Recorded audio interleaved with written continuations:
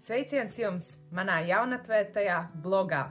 Jā, šis nosaukums ir ceļotprieks. Tas nozīmē, ka viena no manām vismīļākajām nodarbēm, hobijiem, vaļaspriekiem ir ceļošana. Tāpēc esmu izveidojusi šo projektiņu. Šis būs mans jauns projekts, ko es dalīšos ar jums.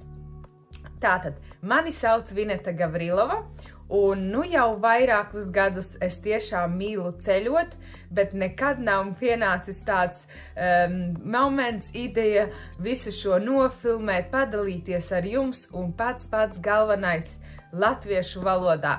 Jo, ko es esmu sapratusi, iečikojot YouTube, ļoti daudz video ir gan krievu, gan angļu valodā par dažādām viesnīcām, ceļojumiem, bet latviešu valodā ir diezgan maz.